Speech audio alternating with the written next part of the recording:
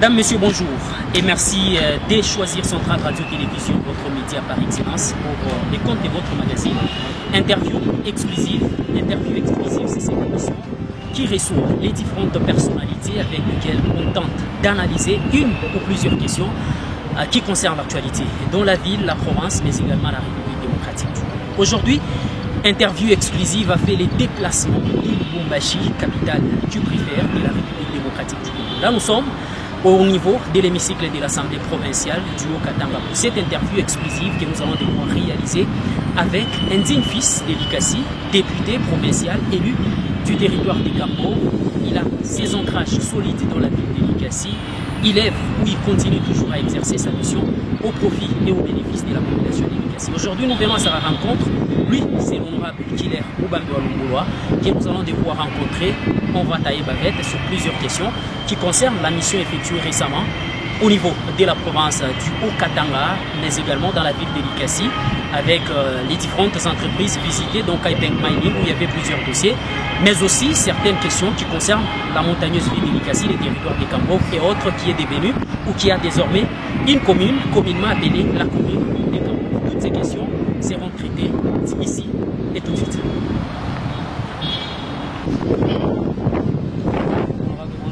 Bonjour. Ça va? Ok. Siège de l'Assemblée provinciale du Haut-Katanga, où nous sommes venus à la rencontre de l'honorable Killer Oubambe, comme je l'ai dit. On va, vous allez bien? Très bien.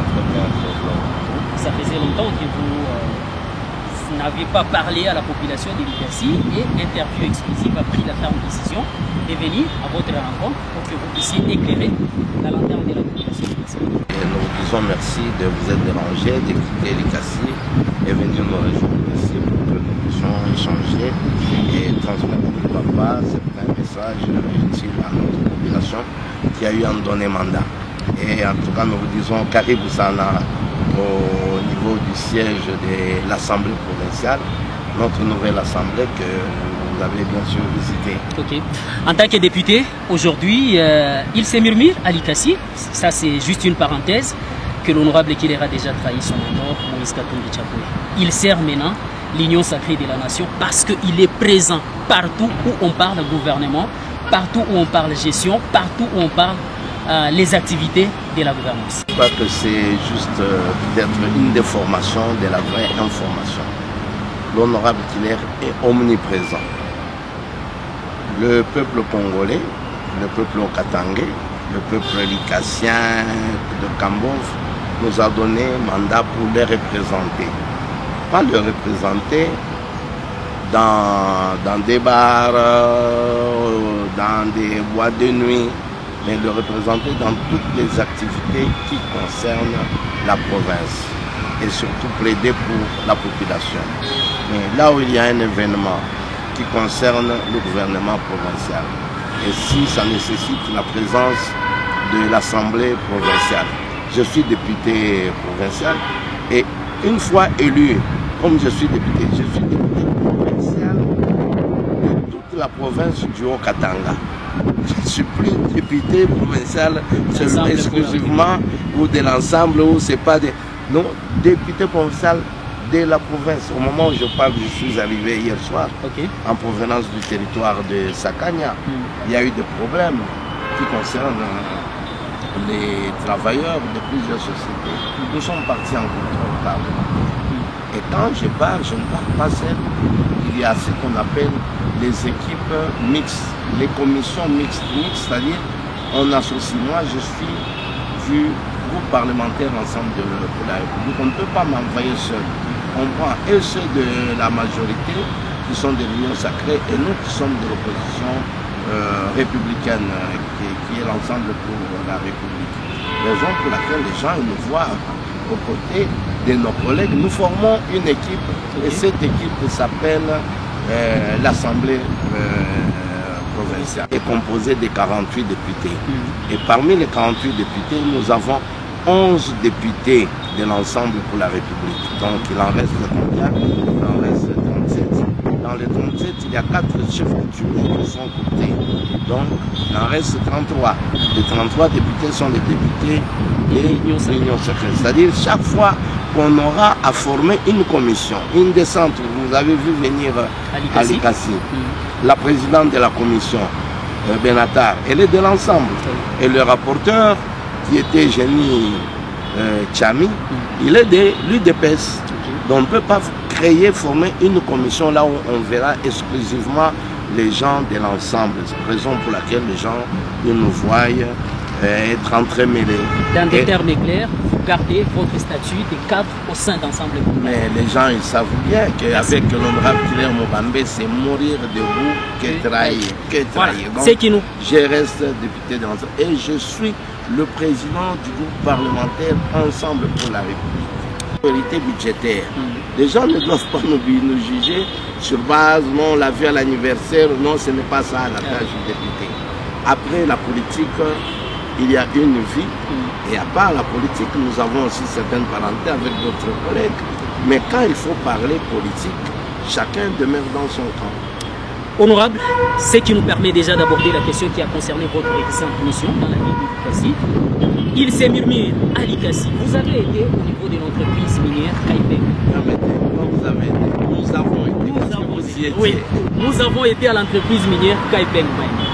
Vous avez été voir les responsables de l'entreprise. Vous avez été rencontrer des travailleurs. Quelle est la conclusion de cette mission que vous avez menée ici? Oui, merci Trésor Montreux. Heureusement que quand nous sommes venus, au départ, il n'était pas prévu que vous soyez là, vous de la presse de Likasi.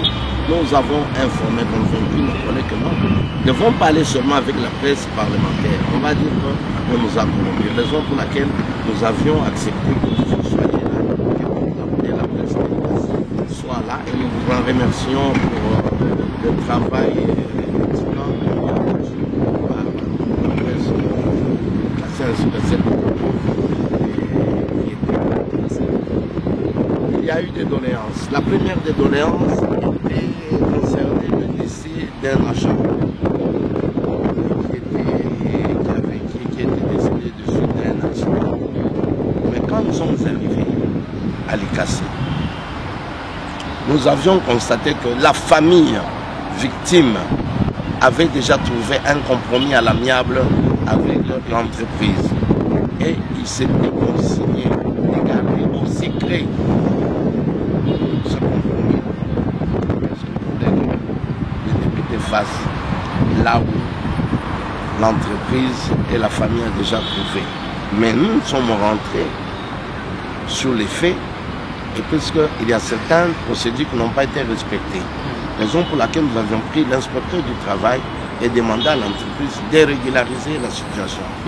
Quant aux conditions sociales, aux conditions des travailleurs, nous avions aussi constaté sur base des plaintes qu'il y avait certaines failles. Raison pour laquelle vous nous avez vu aller vérifier qu'est-ce que les gens prennent comme repas. Nous avons posé d'une façon, disons, indifférée certaines questions aux travailleurs. Il y a ceux-là qui étaient courageux. C'est ça la maladie congolaise. À côté, on vous dit autre chose, mais quand vous arrivez sur le terrain, au moment où nous avions mis de côté l'employeur, mais il y a certains travailleurs qui nous relataient les faits et d'autres qui refusaient. Et d'autres qui disaient non, ils sont bien. Je crois que vous étiez témoin.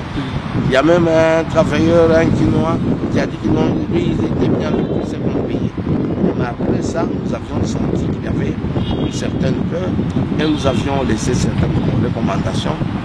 Et il y a un rapport qui va sanctionner la mission que nous avions eu à effectuer.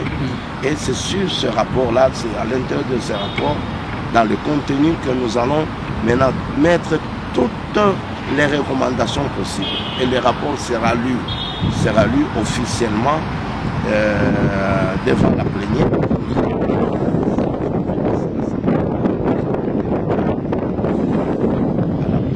Mais au préalable, honorable, il a été dit qu'il y avait une prison, un cachot au sein de l'Israël. Il a été dit qu'il y avait un très mauvais traitement des agents à Kaipeng.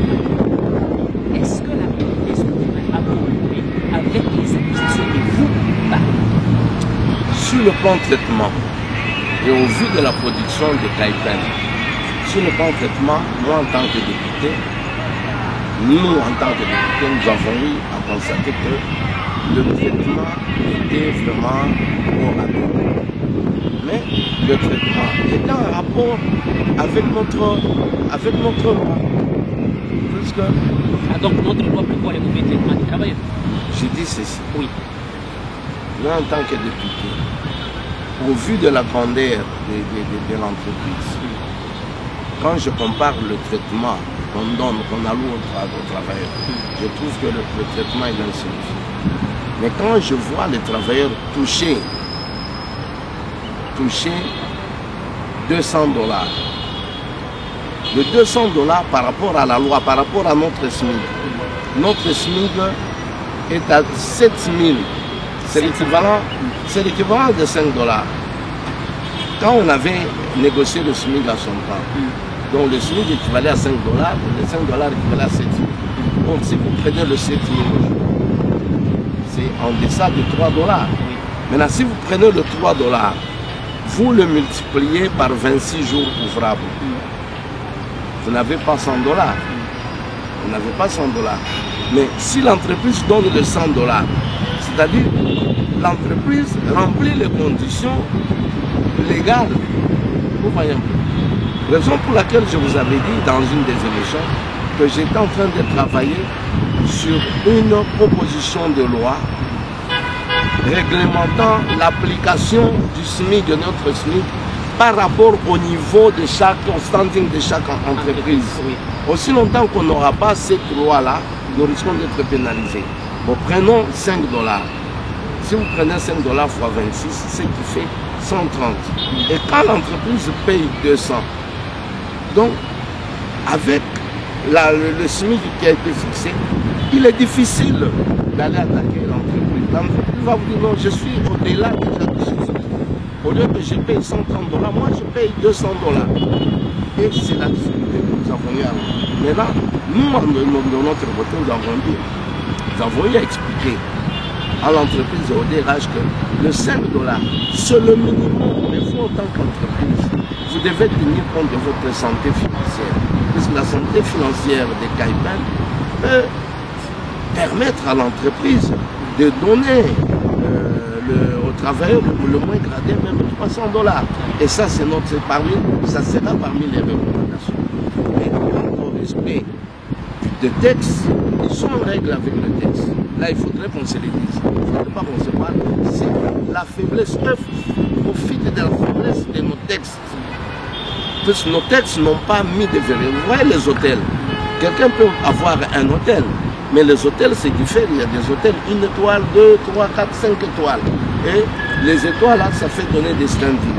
Raison pour laquelle nous voulons classifier aussi les entreprises sur base de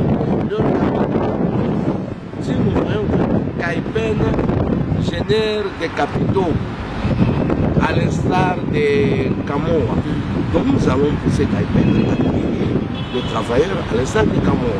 Donc ce sont des investigations et c'est un travail, je crois, l'initiative de proposer cette proposition, excusez-moi la tautologie, de loi qui est relative aux mesures d'application du SMIC.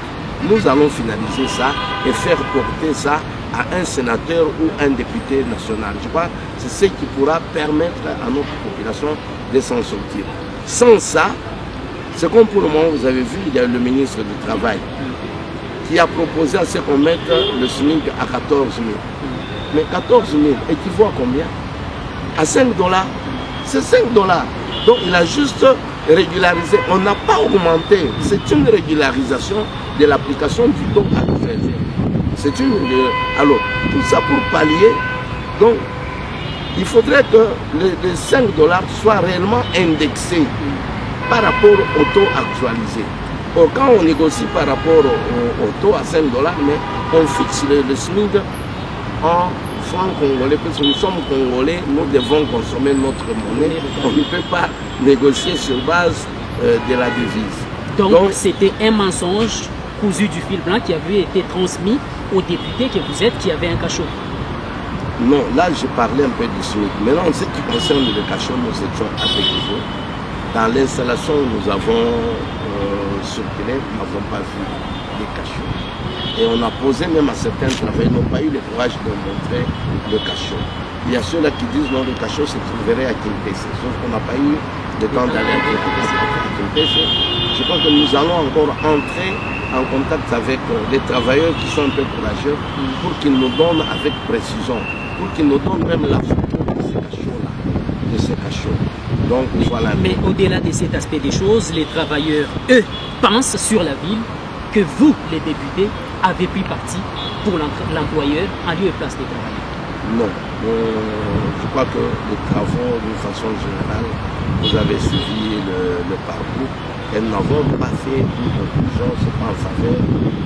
Quand vous voyez les installations des cadres, et lorsque vous saluez le fait qu'il y a la bonne volonté de la part de l'employeur, ça signifie peut-être que pour les travailleurs, on vous a corrompu. La bonne volonté, c'est laquelle? Au départ, KPM, avec toutes les années que KPM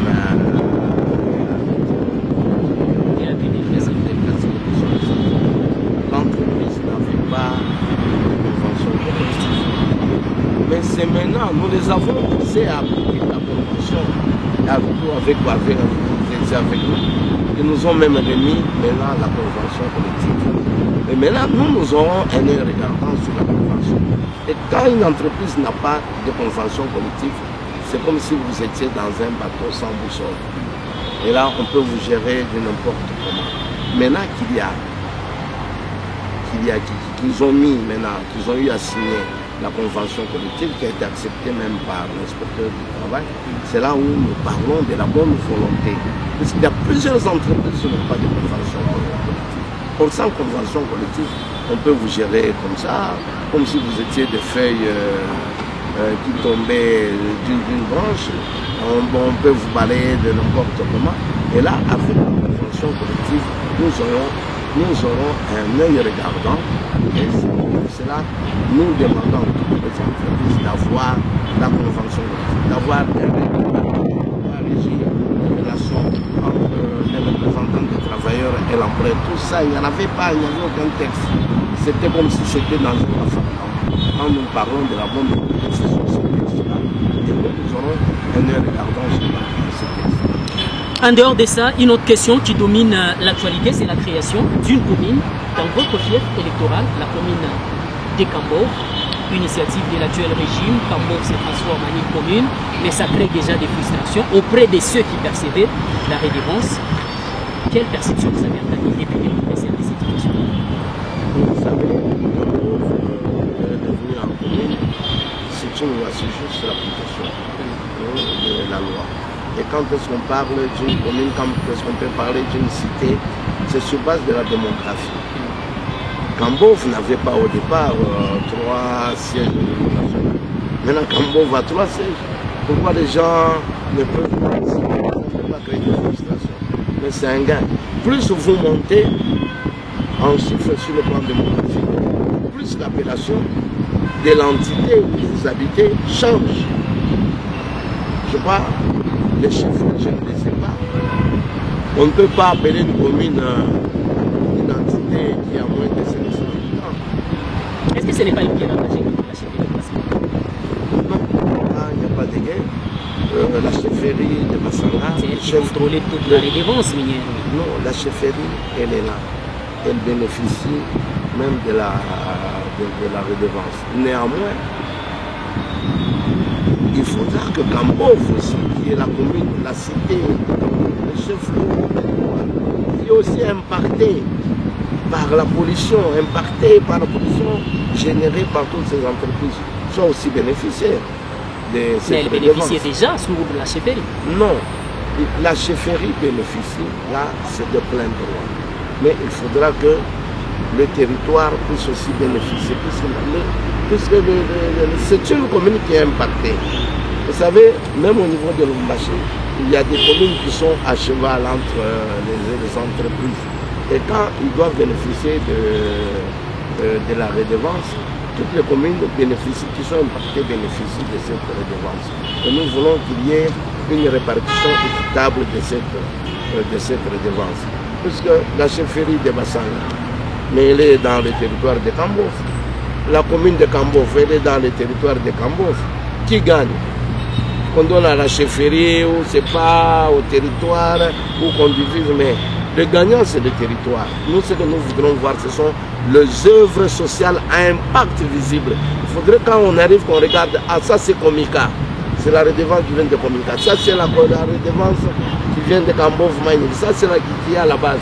Quand vous entrez dans la ville de Likasi, vous voyez le dispensaire Jekamine, vous voyez le quartier Mission, quartier Zout, vous sentez qu'il y a eu l'existence, qu'il y a l'existence de la Jekamine et de la SNCC.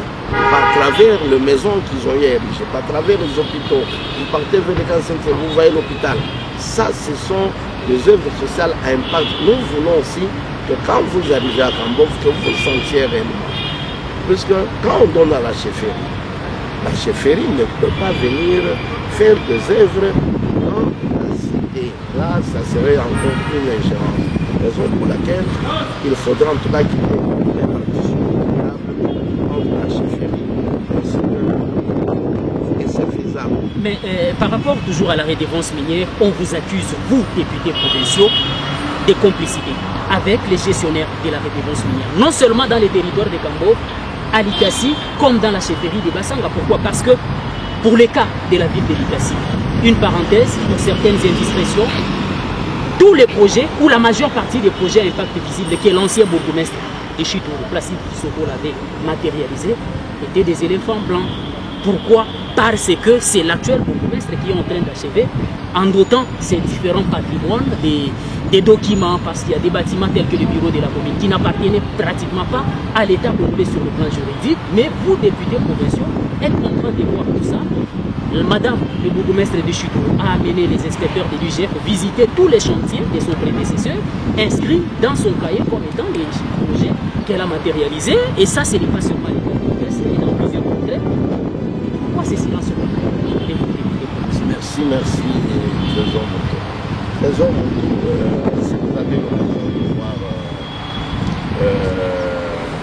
l'ancien bourgmestre Placide Kissoko, posez-vous une question. Avant qu'il ne puisse déménager, il n'a pas achevé, non, Placide a achevé plusieurs œuvres. Il a achevé. Il n'a pas payé les documents du bureau de la commune. Permettez, Trésor. Le problème,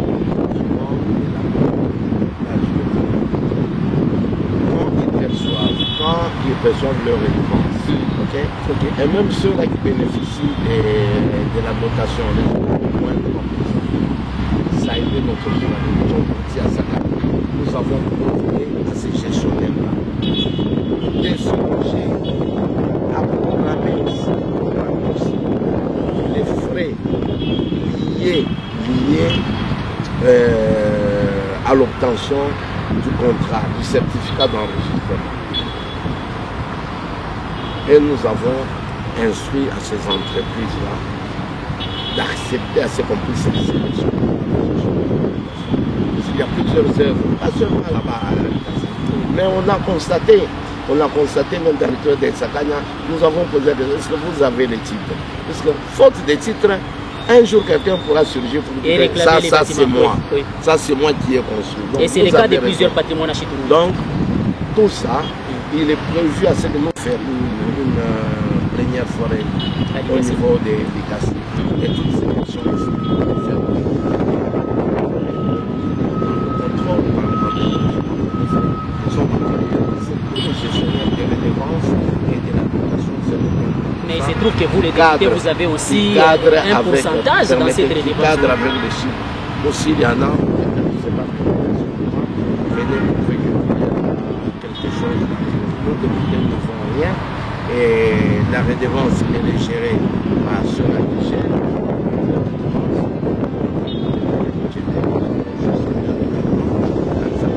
Ces gens-là, il faut le préciser.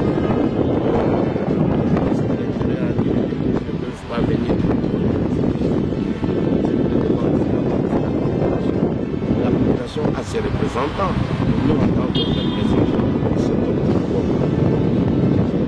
devoir de partager nous avons je ne crois pas, en tout cas, avoir entendu qu'il y aurait des députés qui ont des contrats. Personnellement, comme je ne m'intéresse pas à ça, moi je m'intéresse à à la réalisation des œuvres sociales à impact physique.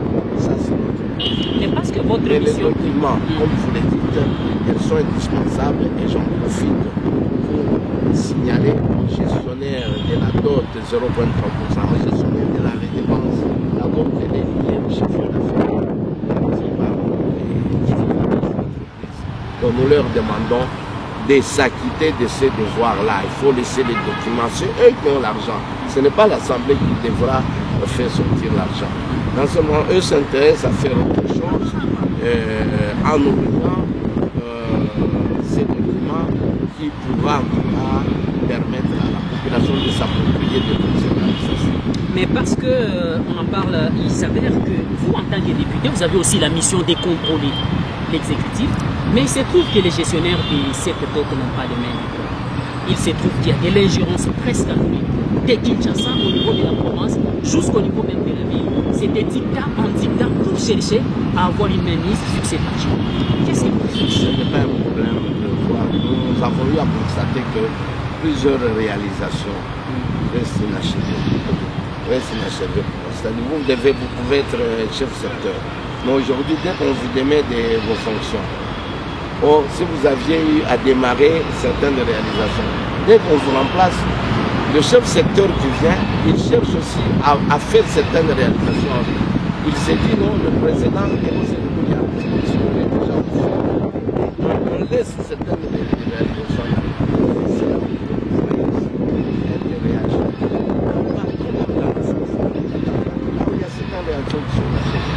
Au niveau d'ici, nous avons même inscrit ces gens de suivi, le suivi de toutes ces réalisations.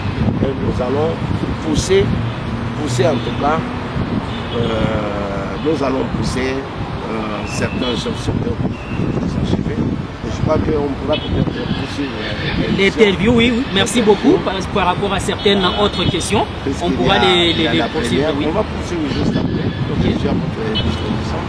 On peut aller d'abord en première, et après la première. Nous allons devoir poursuivre notre entretien avec l'honorable Killer Moubambé. Cette fois-ci, ça sera au sein de l'hémicycle de l'Assemblée provinciale du Haut-Katanga. Nous allons poursuivre cet entretien axé beaucoup plus sur des questions qui concernent la montagneuse ville de Likasi, la province du Haut-Katanga en général et particulièrement les territoires des Kambov qui est son fief électoral.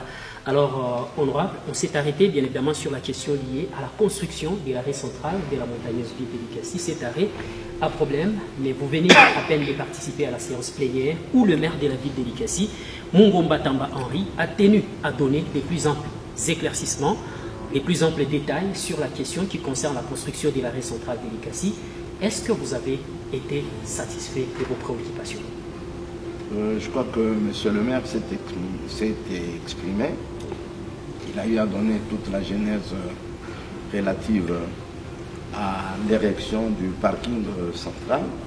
Mais nous aurions voulu voir la présence de l'entreprise qui avait souscrit, qui avait mis le vœu de faire ces donations. Mais malheureusement, l'entreprise n'a pas été présente, y compris l'entrepreneur. Vous savez, chez nous les Africains, nous qui avions vécu au village, on nous a toujours dit qu'il n'est pas sage, qu'il n'est pas approprié de parler des absents. Il fallait qu'on écoute. Puisque en tant qu'entreprise, quand vous promettez de faire un don, la promesse, alors on a toujours dit que la promesse est une dette. Vous ne pouvez pas dire non, c'était juste un don, je donne d'abord, non. Vous devez finaliser. Donc, comme l'entreprise est absente, nous prenons acte. Mais au moins les réponses du maire ont été convaincantes. Nous prenons acte des réponses de M. le maire.